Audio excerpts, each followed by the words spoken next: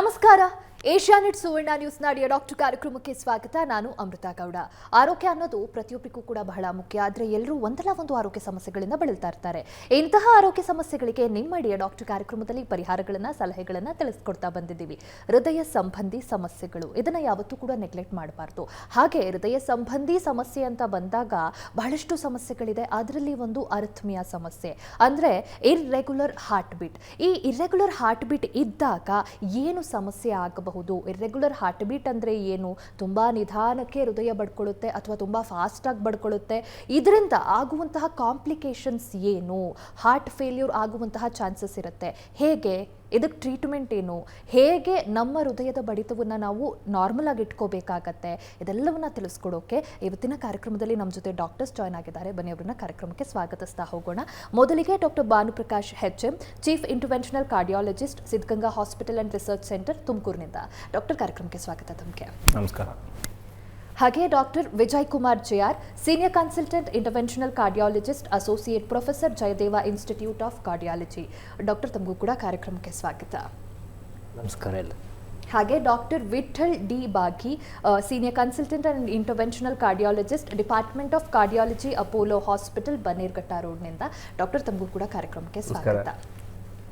ಮೊದಲಿಗೆ ಡಾಕ್ಟರ್ ಭಾನುಪ್ರಕಾಶ್ ಅವರೇ, ಡಾಕ್ಟರ್, ಈಗ ಈ ಇರ್ರೆಗ್ಯುಲರ್ ಹಾರ್ಟ್ ಬೀಟ್ ಯಾವ ಒಂದು ಕಾರಣಕ್ಕಾಗತ್ತೆ ಆ್ಯಂಡ್ ಈ ರೀತಿಯ ಒಂದು ಕಂಡೀಷನ್ ನನಗಿದೆ ಅಂತ ರೆಕಗ್ನೈಸ್ ಮಾಡ್ಕೊಳ್ಳೋದು ಹೇಗೆ ಡಾಕ್ಟರ್? ಇತ್ತೀಚೆಗೆ ಎಲ್ರಿಗೂ ಗೊತ್ತಿರೋ ಹಾಗೆ ಹೃದಯ ಸಂಬಂಧಿ ಕಾಯಿಲೆಗಳು ಭಾಳ ಹೆಚ್ಚಿಗೆ ಆಗ್ತಾ ಇದೆ. ಬಹಳಷ್ಟು ಕಾರಣಗಳಿರುತ್ತೆ. ಅದರಲ್ಲಿ ಏನೋ ಹೃದಯಾಘಾತ ಅಂತ ಇರ್ಬೋದು, ಹಾರ್ಟ್ ಫೇಲ್ಯೂರ್ ಅಂತ ಇರ್ಬೋದು. ಅದರ ಜೊತೆಗೆ ಅರಿಥ್ಮಿಯಾಸ್ ಅಂತ ಕರಿತೀವಿ, ಹಾರ್ಟ್ ಬೀಟ್ಸ್ನಲ್ಲಿ ವ್ಯತ್ಯಾಸ ಆಗ್ತಕ್ಕಂತಹ ಸಮಸ್ಯೆಗಳು. ಸೊ ಹಾರ್ಟ್ ಬೀಟ್ ಅಂತಂತಂದರೆ ಒಬ್ಬ ಮನುಷ್ಯನ ಹೃದಯ ಇಷ್ಟು ನಿಮಿಷದಲ್ಲಿ, ಒಂದು ನಿಮಿಷದಲ್ಲಿ ಇಷ್ಟು ಸಲ ಬೀಟ್ ಆಗಬೇಕು ಅಂತ ಇರ್ತದೆ. ಸಹಜವಾಗಿ 60ರಿಂದ 100ನ ನಾವು ನಾರ್ಮಲ್ ಅಂತ ಕರಿತೀವಿ. ಸೊ ಅದರಲ್ಲಿ ವೇರಿಯೇಷನ್ಸ್ ಆದರೆ, ಸೊ 60ಕ್ಕಿಂತ ಕಮ್ಮಿ ಹಾರ್ಟ್ ಬೀಟ್ ಆಗ್ತಾ ಇದೆ ಅಂತಂತಂದರೆ ಅದನ್ನು ನಾವು ಬ್ರಾಡಿಕಾರ್ಡಿಯಾ ಅಂತ ಕರಿತೀವಿ. 100ಕ್ಕಿಂತ ಹೆಚ್ಚಿಗೆ ಆಗ್ತಾ ಇದೆ ಅಂದರೆ ಅದನ್ನು ನಾವು ಟಕಿಕಾರ್ಡಿಯಾ ಅಂತ ನಮ್ಮ ಭಾಷೆಯಲ್ಲಿ ಕರಿತೀವಿ. ಸೊ ಅದಕ್ಕೆ ಬೇರೆ ಬೇರೆ ಹಲವಾರು ಕಾರಣಗಳಿರ್ತದೆ. ಸಹಜವಾಗಿ ಒಬ್ಬ ಮನುಷ್ಯನ ಮನಸ್ಥಿತಿ ಅಥವಾ ಅವರ ಒಂದು ಏನು ಆ್ಯಕ್ಟಿವಿಟಿ ಮಾಡ್ತಿದ್ದಾರೆ ಅನ್ನೋದ್ರ ಮೇಲೂ ಕೂಡ ಸಹಜವಾಗಿ ವೇರಿಯೇಷನ್ಸ್ ಇರುತ್ತೆ. ಫಿಕ್ಸ್ಡ್ ಹಾರ್ಟ್ ರೇಟ್ ಒಬ್ಬ ಮನುಷ್ಯನಿಗೆ ಇರೋದಿಲ್ಲ. ಬಟ್ ಕೆಲವು ಕಾಯಿಲೆಗಳಿಂದ ವೇರಿಯೇಷನ್ಸು ಭಾಳ ಸಹಜವಾಗಿ ಆಗುತ್ತೆ. ಸೊ ಕಾಮನ್ ಕಾರಣಗಳೇನು ಅಂತಂತಂದರೆ ಒಂದು ಸ್ಮೋಕಿಂಗ್ ಇರ್ಬೋದು, ಆಲ್ಕೋಹಾಲ್ ಇರ್ಬೋದು, ಅಥವಾ ಮನಸ್ಸಿನಲ್ಲಿ ಒತ್ತಡ ಇರ್ತಕ್ಕಂಥದ್ದು ಇರ್ಬೋದು, ಸರಿಯಾದ ನಿದ್ದೆ ಆಗಿಲ್ಲ, ಸರಿಯಾಗಿ ಮನಸ್ಸು ರಿಲ್ಯಾಕ್ಸ್ ಆಗಿಲ್ಲ, ಈ ಥರದ್ದು ಇರ್ಬೋದು. ಮತ್ತು ವ್ಯಾಯಾಮದಿಂದ ವೇರಿಯೇಷನ್ಸ್ ಬರ್ಬೋದು, ಮೆಡಿಕೇಷನ್ಸಿಂದ ಬರ್ಬೋದು, ತುಂಬ ಕೆಫೀನ್ ತೊಗೊಳ್ತಿದ್ರೆ ಬರ್ಬೋದು. ಮತ್ತು ಜೊತೆಗೆ ಕಾಯಿಲೆಗಳಿಂದ, ಈಗ ಹೃದಯಾಘಾತದಿಂದ ಆಗಬಹುದು, ಅಥವಾ ಹಾರ್ಟ್ ಫೇಲ್ಯೂರಿಂದನೂ ಕೂಡ ಹಾರ್ಟ್ ಬೀಟ್ ವೇರಿಯೇಷನ್ಸು, ಥೈರಾಯ್ಡ್ ಸಮಸ್ಯೆಗಳು, ಜ್ವರ ಇದ್ದಾಗ, ಸೊ ಈ ಥರ ಬಹಳಷ್ಟು ವೇರಿಯೇಷನ್ಸು ಸಹಜವಾಗಿ ಆಗುತ್ತೆ. ಹಾರ್ಟ್ ಬೀಟ್ ಲೋ ಆಗಲಿಕ್ಕೆ ಬಹಳ ಸ್ಪೆಸಿಫಿಕ್ ಕಾರಣಗಳಿರುತ್ತೆ. ಮೊದಲನೇದು ಹೃದಯಾಘಾತ ಅಂತ ಹೇಳ್ತೀವಿ. ಮತ್ತು ವಯೋಸಹಜವಾಗಿ ಹೃದಯದ ಬ್ಯಾಟ್ರಿ ಏನಾದರೂ ವೀಕ್ ಆದರೆ ಅದನ್ನು ಕೂಡ ಸಮಸ್ಯೆ ಇರ್ತದೆ, ಮಾತ್ರೆಗಳಿಂದ ಆಗಬಹುದು. ಮತ್ತು ಸಹಜವಾಗಿ ಕೆಲವರು ತುಂಬ ವ್ಯಾಯಾಮ ಮಾಡಿರ್ತಾರೆ, ಸ್ಪೋರ್ಟ್ಸ್ಮನ್, ಅಥ್ಲೀಟ್ಸ್ ಅಂತ ನಾವೇನು ಕರಿತೀವಿ, ಅಥ್ಲೀಟ್ಸಲ್ಲಿ ಕೂಡ ಸಹಜವಾಗಿ ಲೋನೇ ಇರುತ್ತೆ. ಸೊ ಈ ಥರ ವೇರಿಯೇಷನ್ಸ್ ಯಾರಾದರೂ ಕಂಡ್ರೆ, ಎಸ್ಪೆಷಲಿ ಈಗೆಲ್ಲ ಸ್ಮಾರ್ಟ್ ವಾಚಸ್ ಇರುತ್ತೆ, ರೆಕಾರ್ಡ್ ಮಾಡ್ಕೊಳ್ತಾರೆ, ಏನೋ ವೇರಿಯೇಷನ್ಸ್ ಇದೆ, ಗಾಬರಿ ಆಗೋ ಅವಶ್ಯಕತೆ ಇರಲ್ಲ. ಅವ್ರು ಬೇರೆ ಸಿಂಪ್ಟಮ್ಸ್ ಇದೆ ಕೋರಿಲೇಟ್ ಮಾಡಿಕೊಂಡು ಒಂದು ಸಲ ಕಾರ್ಡಿಯಾಲಜಿಸ್ಟ್ನ ಮೀಟ್ ಮಾಡಿ ಸರಿ ಮಾಡ್ಕೊಳ್ಳೋದು ಒಳ್ಳೆಯದು.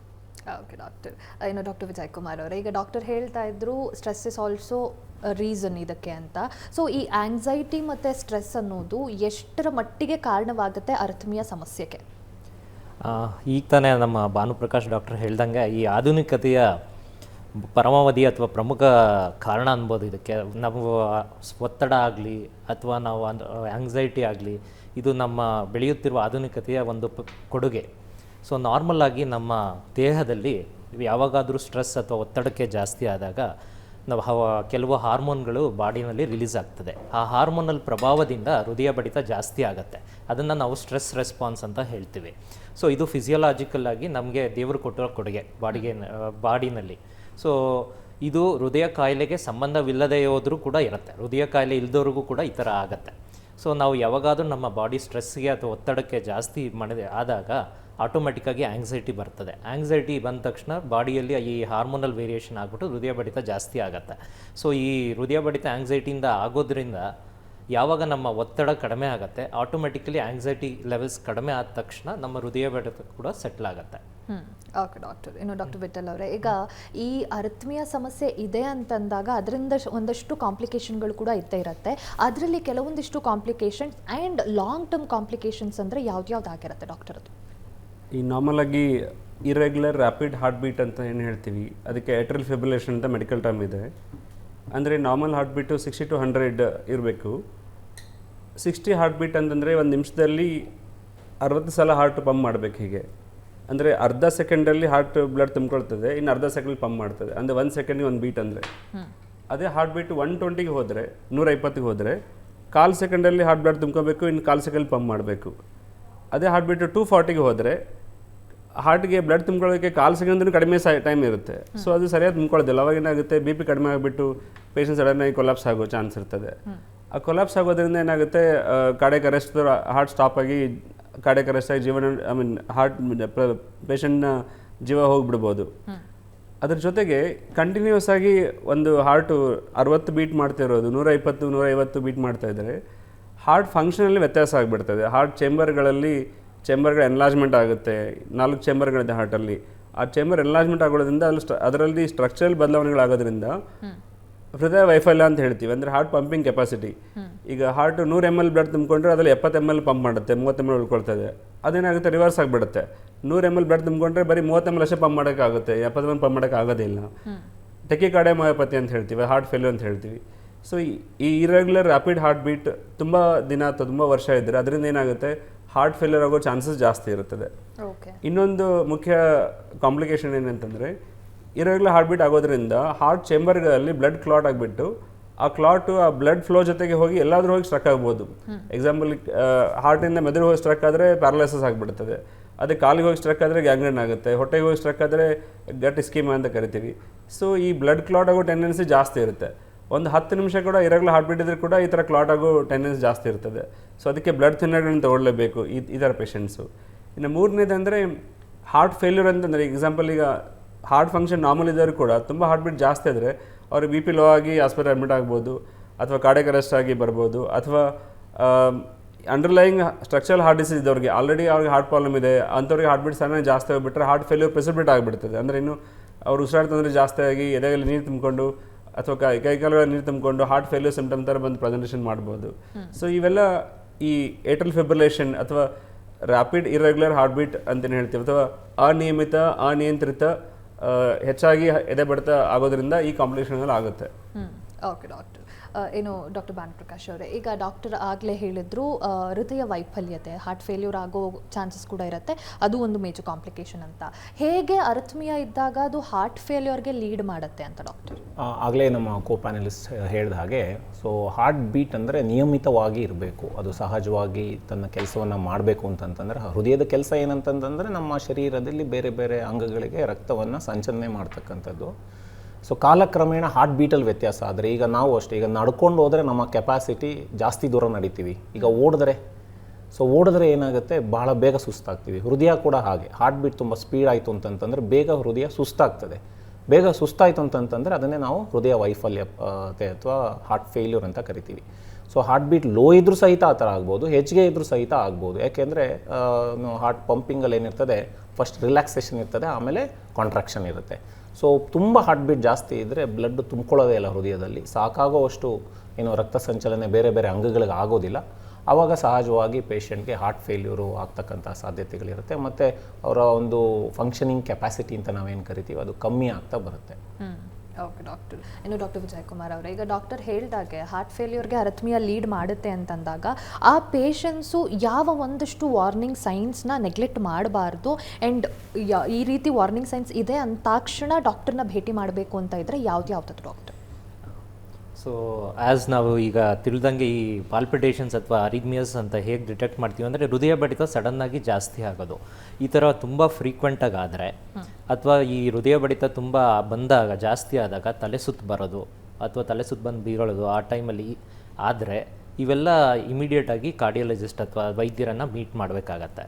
ಸೊ ಇನ್ನು ಬೇರೆ ವಾರ್ನಿಂಗ್ ಸೈನ್ಸ್ ಅಂತ ಏನಂದರೆ, ಈ ಈ ಪಾಲ್ಪಿಟೇಷನ್ಸ್ ಅಥವಾ ಹೃದಯ ಬಡಿತ ಜಾಸ್ತಿ ಆದಾಗ ತುಂಬ ಫ್ರೀಕ್ವೆಂಟಾಗಿ ಬಂದಾಗ ಏನಾಗುತ್ತೆ, ಹಾರ್ಟ್ ಮಸಲ್ ವೀಕ್ ಆಗಿ ಹೃದಯ ವೈಫಲ್ಯ ಆಗುತ್ತೆ.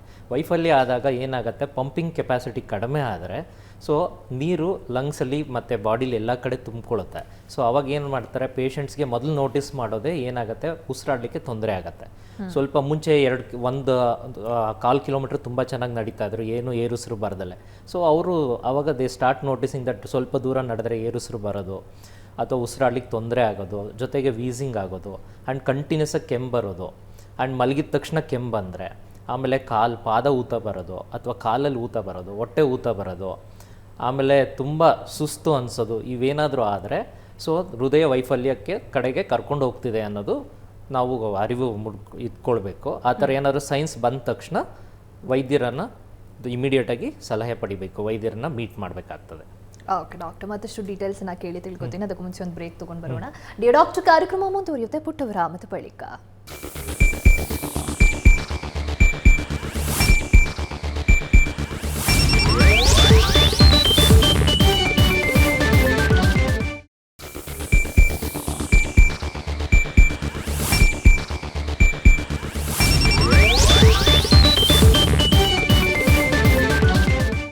ವಿರಾಮದ ಬಳಿಕ ಡಾಕ್ಟರ್ ಕಾರ್ಯಕ್ರಮಕ್ಕೆ ಮತ್ತೊಮ್ಮೆ ಸ್ವಾಗತ.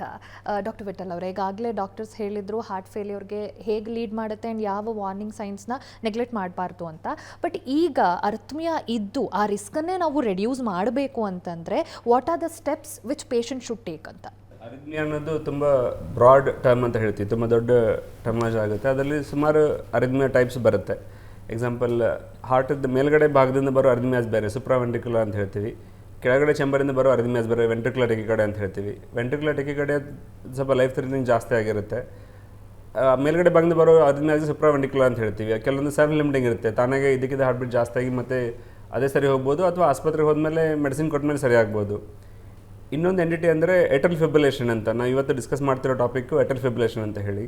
ಅಂದರೆ ಹಾರ್ಟ್ ಬೀಟ್ ಜಾಸ್ತಿನೂ ಇರುತ್ತೆ, ಇರೆಗ್ಯುಲರ್ ಆಗೂ ಇರುತ್ತೆ, ಮತ್ತು ಅನ್ಕಂಟ್ರೋಲ್ಡ್ ಇರುತ್ತೆ. ಅದು ಇವಾಗಲೂ ಜಾಸ್ತಿ ಆಗುತ್ತೆ, ಕಡಿಮೆ ಆಗುತ್ತೆ ಹೇಳಕ್ಕೆ ಬರೋದಿಲ್ಲ. ಸೊ ಈ ಇರೆಗ್ಯುಲರ್ ಹಾರ್ಟ್ ಬೀಟಿಂದ ಏನಾಗುತ್ತದೆ ಅಂದರೆ, ನಾವು ಇದನ್ನು ಹೇಗೆ ಟ್ರೀಟ್ ಮಾಡಬೇಕು ಅಂತಂದರೆ, ದೇರ್ ಆರ್ 3 ಪಿಲ್ಲರ್ಸ್ ಅಂತ ಹೇಳ್ತೀವಿ ಇದಕ್ಕೆ ಟ್ರೀಟ್ ಮಾಡೋದಕ್ಕೆ. 3 ಪಿಲ್ಲರ್ಸ್ ಅಂದರೆ 3 ಆಧಾರ ಸ್ತಂಭಗಳು. ಮೊದಲನೇದಾಗಿ ಏಟ್ರಿಯಲ್ ಫಿಬ್ರಿಲೇಷನಿಂದ ಮೆದುಳಿಗೆ ರಕ್ತ ಹೆಪ್ಪುಗಟ್ಟಿ ಪಾರ್ಶ್ವವಾಯು ಅಥವಾ ಲಕ್ವ ಹೊಡೆಯೋ ಚಾನ್ಸಸ್ ಜಾಸ್ತಿ ಇರುತ್ತೆ. ಸೊ ಯಾರಿಗೆ ಬ್ಲಡ್ ಕ್ಲಾಟ್ ಆಗೋ ಟೆಂಡೆನ್ಸಿ ಜಾಸ್ತಿ ಇರುತ್ತೋ ಅಂಥವರೆಲ್ಲ ಈ ಅರಿಥ್ಮಿಯಾ ಇರೋರು ಲೈಫ್ ಲಾಂಗ್ ಬ್ಲಡ್ ತಿನ್ನೋ ಮೆಡಿಸಿನ್ ತೊಗೊಳ್ತಾನೆ ಇರಬೇಕು. ಅದು ಮೊದಲನೇ ಸ್ತಂಭ, ಮೊದಲನೇ ಪಿಲ್ಲರ್ ಅಂತ ಹೇಳ್ತೀವಿ. ಎರಡನೇದಂತಂದರೆ ಸಿಂಪ್ಟಮ್ ಕಂಟ್ರೋಲ್. ಈಗ ಅರಿಥ್ಮಿಯಾಸ್ಗೆ 2 ಥರ ಮೆಡಿಸಿನ್ಸ್ಗಳಿದೆ. ಒಂದು ರೇಟ್ ಕಂಟ್ರೋಲ್ ಅಂತ ಹೇಳ್ತೀವಿ, ಇನ್ನೊಂದು ರಿದಮ್ ಕಂಟ್ರೋಲ್ ಅಂತ ಹೇಳ್ತೀವಿ. ರೇಟ್ ಕಂಟ್ರೋಲ್ ಅಂದರೆ ಹಾರ್ಟ್ ಬೀಟ್ ಇರೆಗ್ಯುಲರ್ ಇದ್ರೂ ಪರವಾಗಿಲ್ಲ, ಬಟ್ ಹಾರ್ಟ್ ರೇಟ್ ಮಾತ್ರ 60ರಿಂದ 100 ಒಳಗಡೆ ಇರಬೇಕು. ಅದನ್ನು ಕಂಟ್ರೋಲ್ ಮಾಡೋದಕ್ಕೆ ಕೆಲವೊಂದು ಮೆಡಿಸಿನ್ಗಳಿದೆ, ಅದನ್ನು ಕೊಟ್ಬಿಟ್ಟು ಆ ಡೋಸ್ ಅಡ್ಜಸ್ಟ್ ಮಾಡಿ ಆ ಮೆಡಿಸಿನ್ ರೆಗ್ಯುಲರ್ ತೊಗೊಳ್ತಾ ಹೋದರೆ ಆಗುತ್ತೆ. ರಿದಮ್ ಕಂಟ್ರೋಲ್ ಅಂತ ಬಂದಾಗ ಏನಾಗುತ್ತೆ, ನಮಗೆ ಹಾರ್ಟ್ ರೇಟು 100 ಒಳಗಡೆ ಇರಬೇಕು, ಜೊತೆಗೆ ರಿದಮ್ ಕೂಡ ರೆಗ್ಯುಲರ್ ಆಗಿರಬೇಕು, ಇರೆಗ್ಯುಲರ್ ಆಗಿರಬಾರ್ದು. ಆ ರಿದಮ್ ಕಂಟ್ರೋಲ್ಗೆ ಬೇರೆ ಬೇರೆ ಸ್ಟ್ರಾಟಜಿಗಳಿದೆ. ಅಂದರೆ ಎಕ್ಸಾಂಪಲ್, ಮೆಡಿಸಿನಿಂದನೂ ರಿದಮ್ ಕಂಟ್ರೋಲ್ ಮಾಡ್ಬೋದು. ಇನ್ನೊಂದು ಎಲೆಕ್ಟ್ರೋಫಿಸಿಯಾಲಜಿಕಲ್ ಸ್ಟಡಿ ಅಂತ ಕರಿತೀವಿ. ಈಗ ಆಂಜಿಯೋಗ್ರಫಿ ಮಾಡೋ ಮುಖಾಂತರ ಪರ್ಕ್ಯೂಟೇನಿಯಸ್ ಅಂದರೆ ಲೋಕಲ್ ಅನಸ್ಟೇಷಿಯಲ್ಲಿ ಒಂದು ಕಾಲಿಂದ ಸ್ಮಾಲ್ ಕೆಥರ್ ಅಂತ ಹಾಕಿಬಿಟ್ಟು ನಾವು ಹಾರ್ಟದ ಬೇರೆ ಬೇರೆ ಭಾಗಗಳನ್ನು ಟೆಸ್ಟ್ ಮಾಡ್ತೀವಿ, ಎಲೆಕ್ಟ್ರಿಕಲ್ ಸರ್ಕ್ಯೂಟ್ ಚೆಕ್ ಮಾಡೋ ಥರ. ಯಾವ ಭಾಗದಿಂದ ಈ ಎಲೆಕ್ಟ್ರಿಸಿಟಿ ಜಾಸ್ತಿ ಪ್ರೊಡಕ್ಷನ್ ಆಗ್ತಿದೆ ನೋಡಿಬಿಟ್ಟು ಆ ಭಾಗಕ್ಕೆ ದಿಗ್ಬಂಧನ ಅಂದರೆ ಏನು ರೇಡಿಯೋ ಫ್ರೀಕ್ವೆನ್ಸಿ ಅಬ್ಲೇಷನ್ ಅಂತ ಕರಿತೀವಿ, ಆ ಭಾಗನ ಐಸೋಲೇಟ್ ಮಾಡಿಬಿಟ್ರೆ ಏನಾಗುತ್ತೆ, ಅಲ್ಲಿಂದ ಎಲೆಕ್ಟ್ರಿಸಿಟಿ ಎಕ್ಸಸ್ ಆಗಿ ಜನರೇಟ್ ಆಗೋದಿಲ್ಲ. ಅದು ಆಗದೇ ಇದ್ದಾಗ ನಾರ್ಮಲ್ ರಿದಮ್ ಮೇಂಟೈನ್ ಆಗ್ತಾ ಹೋಗುತ್ತೆ ಪೇಷಂಟ್ಸ್ಗೆ. ಸೊ ಈ EP ಸ್ಟಡಿ, ಎಲೆಕ್ಟ್ರೋಫಿಸಿಯಾಲಜಿಕಲ್ ಸ್ಟಡಿ ಮತ್ತು ರೇಡಿಯೋ ಫ್ರೀಕ್ವೆನ್ಸಿ ಅಬ್ಲೇಷನ್ ಅನ್ನೋದು ಇದು ನ್ಯೂ ಟೆಕ್ನಿಕ್ಕು. ಇದು ಮಾಡೋದ್ರಿಂದ ಏನಾಗುತ್ತೆ, ಮೆಜಾರಿಟಿ 90% ಜನರಿಗೆ ಅದು ಪರ್ಮನೆಂಟಾಗಿ ಕ್ಯೂರ್ ಕೊಡುತ್ತೆ. ಅಂದರೆ ಅಬ್ನಾರ್ಮಲ್ ರಿದಮ್ ಇರೋದು ನಾರ್ಮಲ್ ರಿದಮ್ ಆಗಿಬಿಡುತ್ತೆ. ಕೆಲವೊಂದು ಅರಿಥ್ಮಿಯಾಸ್ಗೆ 99% ಕ್ಯೂರ್ ಇದೆ EP ಸ್ಟಡಿಯಿಂದ. ಓಕೆ ಡಾಕ್ಟರ್ ಭಾನುಪ್ರಕಾಶ್ ಅವರೇ, ಈಗ ಹಲವಾರು ಡಿಸೀಸ್ಗಳು ಬರೋದೇ ಈ ಲೈಫ್ ಸ್ಟೈಲ್ ಚೇಂಜಸ್ಸಿಂದ. ಸೊ ಅರಿಥ್ಮಿಯಾ ಇದ್ದಾಗ ಅದನ್ನು ಮ್ಯಾನೇಜ್ ಮಾಡ್ತಾ ಆ್ಯಂಡ್ ಈ ಹಾರ್ಟ್ ಫೇಲ್ಯೂರ್ ರಿಸ್ಕನ್ನು ನಾವು ಪ್ರಿವೆಂಟ್ ಮಾಡಬೇಕು ಅಂತ ಇದ್ದಾಗ ಯಾವ ಒಂದಷ್ಟು ನೆಸೆಸರಿ ಲೈಫ್ ಸ್ಟೈಲ್ ಚೇಂಜಸ್ ಬೇಕಾಗತ್ತೆ ಅಂತ ಡಾಕ್ಟರ್? ಸೊ ಬಹಳ ಮುಖ್ಯವಾದ ಅಂಶ ಏನು ಅಂತಂತಂದರೆ, ನಾವು ಲೈಫ್ ಸ್ಟೈಲ್ನ ತುಂಬ ನೆಗ್ಲೆಕ್ಟ್ ಮಾಡಿಬಿಟ್ಟಿದ್ದೀವಿ. ಸೊ ಲೈಫ್ ಸ್ಟೈಲಲ್ಲಿ ಬಹಳ ಕಾಯಿಲೆಗಳನ್ನ ನಾವು ಹತೋಟಿಗೆ ತರಬಹುದು. ಮೊದಲನೇದು ಬರದ ಹಾಗೆ ತಡೆಗಟ್ಟೋದು ಒಂದಾದರೆ, ಎರಡನೇದು ಬಂದ ಮೇಲೆ ಅದನ್ನು ಎದುರಿಸೋ ಕೆಪಾಸಿಟಿ ವ್ಯಾಯಾಮ ಮಾಡಿ ಫಿಟ್ನೆಸ್ ಚೆನ್ನಾಗಿ ಮೇಂಟೈನ್ ಮಾಡೋರಿಗೆ ಜಾಸ್ತಿ ಇರ್ತದೆ. ಸೊ ಹಾಗಾಗಿ ಲೈಫ್ ಸ್ಟೈಲ್ ಅಂತಂತಂದರೆ ಜೀವನ ಶೈಲಿಯ ವ್ಯತ್ಯಾಸಗಳು ಯಾವ್ಯಾವುದು, ಒಂದು ನಿಯಮಿತವಾದಂತಹ ವ್ಯಾಯಾಮ ಮಾಡ್ತಕ್ಕಂಥದ್ದು, ಪ್ರತಿನಿತ್ಯ ಅಟ್ಲೀಸ್ಟ್ ನಮ್ಮ ಗೈಡ್ಲೈನ್ಸು ನಮ್ಮ ವರ್ಲ್ಡ್ ಹಾರ್ಟ್ ಫೆಡರೇಷನ್ ಹೇಳೋ ಪ್ರಕಾರ 30 ನಿಮಿಷ ಪ್ರತಿನಿತ್ಯ ಅಟ್ಲೀಸ್ಟ್ ವಾರದಲ್ಲಿ 5 ದಿನ ಮಾಡಬೇಕು ಅಂತ ಹೇಳ್ತಾರೆ. ಸೊ ಯಾವ್ಯಾವ ರೀತಿ ವ್ಯಾಯಾಮಗಳು ಸಹಜ ಭಾಳ ಬೇರೆ ಬೇರೆ ರೀತಿ ಬರುತ್ತೆ. ವ್ಯಾಯಾಮಗಳಲ್ಲಿ ಏರೋಬಿಕ್ ಎಕ್ಸಸೈಸಸ್ ಅಂತ ಕರಿತೀವಿ. ಅಂತಂತಂದರೆ ವಾಕಿಂಗ್ ಇರ್ಬೋದು, ಅಥವಾ ಸ್ಲೋ ಜಾಗ್ ಇರ್ಬೋದು, ಸ್ಕಿಪ್ಪಿಂಗ್ ಇರ್ಬೋದು, ಸ್ವಿಮ್ಮಿಂಗ್ ಇರ್ಬೋದು, ಸೈಕ್ಲಿಂಗ್ ಇರ್ಬೋದು, ಈ ಥರದ್ದೆಲ್ಲ ಏರೋಬಿಕ್ ಎಕ್ಸಸೈಸ್ ಅಂತ ಬರುತ್ತೆ. ಇದರಿಂದ ನಮಗೇನಾಗುತ್ತೆ, ಒಂದು ಕೆಲವು ಪಾಸಿಟಿವ್ ಹಾರ್ಮೋನ್ಸ್ ರಿಲೀಸ್ ಆಗಿ ಹಾರ್ಟ್ ಬೀಟು ಹತೋಟಿಗೆ ಬರಲಿಕ್ಕೆ ಭಾಳ ಸಹಾಯ ಮಾಡುತ್ತೆ. ಅಫ್ಕೋರ್ಸ್ ವ್ಯಾಯಾಮ ಮಾಡಬೇಕಾದ್ರೆ ಹಾರ್ಟ್ ಬೀಟ್ ಜಾಸ್ತಿ ಆಗ್ಬೋದು, ಅದು ಲಾಂಗ್ ರನ್ನಲ್ಲಿ ಆವ್ರೇಜ್ ಹಾರ್ಟ್ ಬೀಟ್ ಅಂತ ನಾವೇನು ಕರಿತೀವಿ ಅದು ಕಮ್ಮಿ ಆಗ್ತಾ ಬರುತ್ತೆ. ಸೊ ಆ ಒಂದು ಎಕ್ಸಸೈಸಸ್ಸು ಭಾಳ ಹೆಲ್ಪ್ ಆಗುತ್ತೆ. ಎರಡನೇದು ಸ್ಟ್ರೆಂತ್ ಟ್ರೈನಿಂಗ್ ಅಂತ ಕರಿತೀವಿ. ಜಿಮ್ಮಲ್ಲಿ ವೆಯ್ಟ್ಸ್ನ ಎತ್ತೋದು, ಈ ಥರದ್ದು ಒಂದು ಕೆಲವು ವ್ಯಾಯಾಮಗಳನ್ನ ಮಾಡ್ಬೋದು. ಮತ್ತು ಮೂರನೇದು ಯೋಗ ಪ್ರಾಣಾಯಾಮ ಅಂತ ಕರಿತೀವಿ. ಯೋಗಾಭ್ಯಾಸ ಮಾಡ್ತಕ್ಕಂಥದ್ದು ಅಟ್ಲೀಸ್ಟ್ ಒಂದು 30-40 ಮಿನಿಟ್ಸ್ ಪರ್ ಡೇ. ವಾರದಲ್ಲಿ ಒಂದು 2 ದಿನ 3 ದಿನ ಯೋಗ ಮಾಡೋದು, 1 ದಿನ 2 ದಿನ ಏರೋಬಿಕ್ ಎಕ್ಸಸೈಸಸ್ ಮಾಡೋದು, ವೆಯ್ಟ್ ಟ್ರೈನಿಂಗ್ ಎಕ್ಸಸೈಸಸ್ ಮಾಡೋದು. ಸೊ ಯೋಗದಿಂದ ಏನು ನಮಗೆ ಅಡ್ವಾಂಟೇಜಸ್ ಅಂತಂತಂದರೆ, ಒಂದು ಬ್ರೀದಿಂಗ್ ಪ್ಯಾಟರ್ನ್ ಸ್ಟೆಬಿಲೈಸ್ ಆಗುತ್ತೆ, ಲಂಗ್ ಕೆಪಾಸಿಟಿ ಚೆನ್ನಾಗಾಗುತ್ತೆ, ಮತ್ತು ಕೆಲವು ಪಾಸಿಟಿವ್ ಹಾರ್ಮೋನ್ಸು ರಿಲೀಸ್ ಆಗಿ ನಮ್ಮ ಹಾರ್ಟ್ ಬೀಟ್ ಬಹಳ ಹತೋಟಿಗೆ ಬರುತ್ತೆ. ನಮ್ಮ ಶರೀರದ ಪ್ಯಾರಾಸಿಂಪಥೆಟಿಕ್ ಆ್ಯಕ್ಟಿವಿಟಿ ಅಂತ ಕರಿತೀವಿ, ಅದು ಆ್ಯಕ್ಟಿವೇಟ್ ಆಗ್ತದೆ. ಅದು ಬಹಳ ಮುಖ್ಯ. ಸೊ ನಮ್ಮ ಹೃದಯಕ್ಕೆ ಒಂದು ಒಳ್ಳೆ ಪಾಸಿಟಿವ್ ಎನರ್ಜಿ ಬೇಕು ಅಂತಂತಂದರೆ ನಮ್ಮ ಶರೀರದ ಪ್ಯಾರಾಸಿಂಪಥೆಟಿಕ್ ಆ್ಯಕ್ಟಿವಿಟಿ ಜಾಸ್ತಿ ಆಗಬೇಕು. ಸೊ ಅದಕ್ಕೆ ಯೋಗ ತುಂಬ ಮೇಜರ್ ರೋಲ್ ಪ್ಲೇ ಮಾಡುತ್ತೆ. ಸೊ ಇದು ಬಹಳ. ಆಮೇಲೆ ಜೊತೆಗೆ ಮೆಡಿಟೇಷನ್ ಮತ್ತು ಪ್ರಾಣಾಯಾಮ, ಉಸಿರಾಟದ ಕಡೆ ಗಮನವಿಟ್ಟು ಉಸಿರಾಡಕ್ಕಂಥದ್ದು ಮತ್ತು ಧ್ಯಾನ ಮಾಡ್ತಕ್ಕಂಥದ್ದು, ಇವೆಲ್ಲವೂ ಕೂಡ ಹೃದಯದ ಹಾರ್ಟ್ ಬೀಟ್ನ ಹತೋಟಿಗೆ ತರಲಿಕ್ಕೆ ಬಹಳ ಸಹಾಯ ಮಾಡುತ್ತೆ. ಓಕೆ ಡಾಕ್ಟರ್, ಮತ್ತಷ್ಟು ಡೀಟೇಲ್ಸನ್ನು ಕೇಳಿ ತಿಳ್ಕೊತೀನಿ. ಮತ್ತೊಂದು ಬ್ರೇಕ್ ತೊಗೊಂಡು ಬರೋಣ. ಡಿಯರ್ ಡಾಕ್ಟರ್ ಕಾರ್ಯಕ್ರಮ ಮುಂದುವರಿಯುತ್ತೆ ಮತ್ತೊಂದು ಪುಟ್ಟ ವಿರಾಮದ ಬಳಿಕ.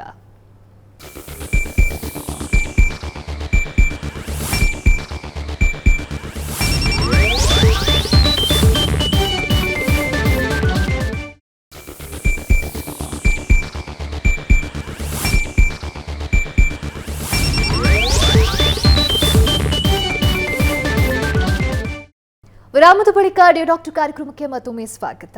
ಡಾಕ್ಟರ್ ವಿಜಯ್ ಕುಮಾರ್ ಅವರೇ, ಈಗ ಡಾಕ್ಟರ್ ಹೇಳಿದ್ರು ಲೈಫ್ ಸ್ಟೈಲ್ ಚೇಂಜಸಲ್ಲಿ exercise is also most important part ಅಂತ.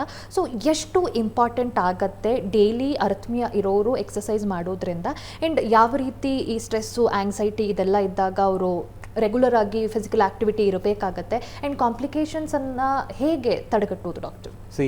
ನಾವು ಹೃದಯದ ಆರೋಗ್ಯಕ್ಕೆ ನಾಟ್ ಓನ್ಲಿ ಅರಿಥ್ಮಿಯಾಸ್ಗೆ, ನಮ್ಮ ಹೃದಯ ಸ್ತಂಭನಕ್ಕಾಗಲಿ ಅಥವಾ ಹೃದಯಘಾತಕ್ಕಾಗಲಿ ಎಕ್ಸಸೈಸ್ ಅನ್ನೋದು ಭಾಳ ಪ್ರಾಮುಖ್ಯತೆ. ಸೊ ಎಲ್ಲರೂ ಏನಂದರೆ ಎಕ್ಸಸೈಸ್ ಅಂದ ತಕ್ಷಣ ತುಂಬ ನಮಗೆ ಒಂದಿನ ನಾವು ನೋಡ್ತೀವಲ್ಲ, ತುಂಬ ಪೇಷಂಟ್ಸು ಏನು ಹೇಳ್ತಾರೆ, ಸರ್ ನಾನು ಜಿಮ್ಮಿಗೆ ಜಾಯ್ನ್ ಆಗ್ತೀನಿ ಅಂತ ಫಸ್ಟ್ ಡೇ ಹೋಗ್ತಾರೆ, 2 ಅವರ್ ಎಕ್ಸಸೈಸ್ ಮಾಡ್ತಾರೆ, 2 ಡೇಸ್ ಮಾಡ್ತಾರೆ, ಮತ್ತೆ ಬಿಟ್ಬಿಡು. ಸೊ ನಿಯಮಿತ ಎಕ್ಸಸೈಸ್ ಮತ್ತು ರೆಗ್ಯುಲರ್ ಎಕ್ಸಸೈಸ್ ಅನ್ನೋದು ಭಾಳ ಇಂಪಾರ್ಟೆಂಟ್. ಸೊ ಈ ಎಕ್ಸಸೈಸ್ ಮಾಡೋದ್ರಿಂದ ಏನಾಗುತ್ತೆ, ನಮ್ಮ ಹೃದಯದಲ್ಲಿ ರಕ್ತ ಚಲನೆ ಸ್ಮೂತಾಗಿ ಆಗುತ್ತೆ, ನಮ್ಮ ಬ್ಲಡ್ ಪ್ರೆಷರ್ ಅಥವಾ ಕಂಟ್ರೋಲಲ್ಲಿ ಇರ್ತದೆ. ಈ ಎಕ್ಸಸೈಸ್ ಮಾಡೋದ್ರಿಂದ ಏನಾಗುತ್ತೆ, ನಾವು ಆದಷ್ಟು ತೂಕ ಜಾಸ್ತಿ ಆಗ್ದಂಗೆ ನೋಡ್ಕೊಳ್ತೀವಿ. ಈ ತೂಕ ಜಾಸ್ತಿ ಆಗ್ದಲೇ ಇದ್ದರೆ ತೂಕದಿಂದ ಆಗುವಂಥ ಸೆಕೆಂಡ್ರಿ ಎಫೆಕ್ಟ್ಸ್ ಅಂತ ಏನು ಹೇಳ್ತೀವಿ, ತೂಕ ಜಾಸ್ತಿ ಆದಾಗ ಬಜ್ಜು ಬೆಳೆದ್ರೆ ಆ್ಯಸ್ ಹೇಳ್ದಂಗೆ ಅರಿಥ್ಮಿಯಾಸ್ ಜಾಸ್ತಿ ಆಗುತ್ತೆ, ಕೊಲೆಸ್ಟ್ರಾಲ್ ಜಾಸ್ತಿ ಆಗಿ ಹಾರ್ಟ್ನಲ್ಲಿ ಬ್ಲಾಕೇಜಸ್ ಜಾಸ್ತಿ ಆಗೋ. ಸೊ ಈ ಸೆಕೆಂಡ್ರಿ ಎಫೆಕ್ಟ್ಸ್ ಆಫ್ ಎಕ್ಸಸೈಸ್. ಅದ್ರ ಜೊತೆಗೆ ಏನಂದರೆ ಎಕ್ಸಸೈಸ್ ಮಾಡುವಾಗ ನಮಗೆ ನಮ್ಮ ಬಾಡಿನಲ್ಲಿ ಕೆಲವು ಒಳ್ಳೆಯ ಹಾರ್ಮೋನ್ಸ್ ರಿಲೀಸ್ ಆಗುತ್ತೆ. ಸೊ ನೀವು ಎಕ್ಸಸೈಸ್ ಮಾಡಿದ ದಿನ ನಾವು ಅಬ್ಸರ್ವ್ ಮಾಡ್ಬೋದು. So you have some positive energy in you. ಆ ದಿನ ನಿಮಗೆ ಕೆಲಸಗಳೆಲ್ಲ ಸಲೀಸಾಗುತ್ತೆ, ಎಷ್ಟೇ ಕೆಲಸಗಳಿದ್ರೂ ಸ್ಟ್ರೈನ್ ಇಲ್ದಂಗೆ ಮಾಡ್ತೀರಿ. So that is the beauty of the exercise. So ಈ ಎಕ್ಸಸೈಸ್ ಮಾಡೋದ್ರಿಂದ ಹಲವಾರು ರೀತಿಯಲ್ಲಿ ನಮಗೆ ಹೃದಯ ಆರೋಗ್ಯವನ್ನು ಇಟ್ಕೊಳ್ಳೋದ್ರಲ್ಲಿ ಬೆನಿಫಿಟ್ ಆಗುತ್ತೆ. ಆಮೇಲೆ ಏನಂದರೆ ಎಕ್ಸಸೈಸ್ ಅಂದ ತಕ್ಷಣ, ಈಗ ಎಕ್ಸಸೈಸ್ ಮಾಡುವಾಗ ಈಗ ಎಷ್ಟೊಂದು ಜನ ಯುವಕರು ನೋಡ್ತೀವಿ ಸಾಯೋದನ್ನು, ಈ ಜಿಮ್ಮಲ್ಲಿ ಹೋಗಿ ಸಾಯ್ತಾ ಇದ್ದಾರೆ ಸೊ ಎಕ್ಸಸೈಸ್ ಮಾಡುವಾಗ. ಸೊ ಹಾಗಾಗಿ ಎಕ್ಸಸೈಸ್ ಮಾಡೋಕ್ಕೆ ಮುಂಚೆ ಏನಂದರೆ ಆಲ್ವೇಸ್ ಒಂದ್ಸರಿ ಕನ್ಸಲ್ಟ್ ಮಾಡೋದು, ವೈದ್ಯರ ಸಲಹೆ ಪಡೆಯೋದು ಭಾಳ ಇಂಪಾರ್ಟೆಂಟ್. ಏನಾಗುತ್ತೆ, ಕೆಲವು ಕಾಯಿಲೆಗಳು ಎಲ್ಲ ನಾರ್ಮಲ್ ಇರೋ ಅಂಥ ವ್ಯಕ್ತಿಗಳಲ್ಲಿ ಕಾಣಿಸುತ್ತೆ. ಅದು ಏನಾಗುತ್ತೆ, ನೀವು ಪರೀಕ್ಷೆ ಮಾಡಿದಾಗ ಅಥವಾ ನಿಮಗೆ ಗೊತ್ತೇ ಇರಲ್ಲ ಸಿಮ್ಟಮ್ಸು. ಕೆಲವು ಅರಿಥ್ಮಿಯಾಸ್ ಕಂಜೆನರಲ್ ಜೆನೆಟಿಕಲಿ ಡಿಟರ್ಮೆಂಡ್ ಅರಿಥ್ಮಿಯಾಸ್ ಅಂತ ಹೇಳ್ತೀವಿ, ಅವು ಎಕ್ಸಸೈಸ್ ಮಾಡಿದಾಗ ಪ್ರಿಸಿಪಿಟೇಟ್ ಆಗುತ್ತೆ. ಅಂಥ ಟೈಮಲ್ಲಿ they will have sudden cardiac arrest ಅಥವಾ ಡೆತ್. ಆಮೇಲೆ ಎಷ್ಟೊಂದು ಸರಿ ಬ್ಲಾಕೇಜಸ್ ಅಥವಾ ಹಾರ್ಟ್ ರಕ್ತನಾಳಗಳಲ್ಲಿ ಇರೋದು ನಮಗೆ ಹಾಗೆ ಗೊತ್ತಾಗೋದೇ ಇಲ್ಲ, ರೆಸ್ಟಲ್ಲಿ ಮ್ಯಾನಿಫೆಸ್ಟ್ ಆಗೋದಿಲ್ಲ. ಅಂಥವ್ರು ಎಕ್ಸಸೈಸ್ ಮಾಡಿದಾಗ ಅಥವಾ ಎವ್ಯಾಲ್ಯೂಯೇಟ್ ಮಾಡಿದಾಗ ಗೊತ್ತಾಗುತ್ತೆ. So generally family history of ಯಾರಿಗಾದ್ರೂ ಸಡನ್ ಡೆತ್ ಇದ್ದರೆ ಅಥವಾ ಫ್ಯಾಮಿಲಿ ಹಿಸ್ಟ್ರಿನಲ್ಲಿ ಹಾರ್ಟ್ ಪ್ರಾಬ್ಲಮ್ ಇದ್ದರೆ ಅಂಥವ್ರು ಎಕ್ಸಸೈಸ್ ಮಾಡೋದಕ್ಕೂ ಮುಂಚೆ ವೈದ್ಯರ ಸಲಹೆ ಪಡೆಯೋದು ಇಂಪಾರ್ಟೆಂಟ್. ಓಕೆ ಡಾಕ್ಟರ್ ವಿಠಲ್ ಅವರೇನು ಕೊನೆಯದಾಗಿ ಈ ರೀತಿಯ ಒಂದಷ್ಟು ಸಿಂಪ್ಟಮ್ಸ್ಗಳನ್ನು ಈಗಾಗಲೇ ಮಾತಾಡಿದ್ವಿ ನಾವು, ಆರ್ಥಮಿಯಾ ಇದೆ ಅಂತಂದಾಗ ಯಾವ ರೀತಿಯ ಒಂದಷ್ಟು ಲಕ್ಷಣಗಳು ಬರುತ್ತೆ ಅಂತ. ಸೊ ಆ ರೀತಿಯ ಸಿಂಪ್ಟಮ್ಸ್ ಕಂಡಾಕ್ಷಣ ಏನು ಮಾಡಬೇಕಾಗತ್ತೆ ಆ ಪೇಷಂಟ್ ಅಂತ ಡಾಕ್ಟರ್? ಒಂದು ಇ ಸಿ ಜಿ ಅಂತ ಮಾಡಬೇಕು. ಇ ಸಿ ಜಿ ಅಂದರೆ ಅದರಲ್ಲಿ ಹಾರ್ಟ್ ರೇಟು, ರಿದಮ್ಗೆ ಏನು ಕಾರಣ ಇವೆಲ್ಲ ಇ ಸಿ ಜಿಯಲ್ಲೇ ಗೊತ್ತಾಗ್ಬಿಡ್ತದೆ. ಇ ಸಿ ಜಿ ತುಂಬ ಸ್ಮಾಲ್ ನರ್ಸಿಂಗ್ ಹೋಮ್ಗಳಲ್ಲಿ ಅಥವಾ ಕ್ಲಿನಿಕ್ಗಳಲ್ಲೂ ಅವೈಲೇಬಲ್ ಇದೆ.